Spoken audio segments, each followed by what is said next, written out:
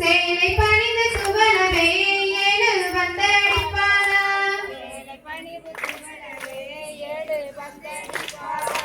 எண்ணி எண்ணி எண்ணி எண்ணி எட்டு வந்தடிப்பானா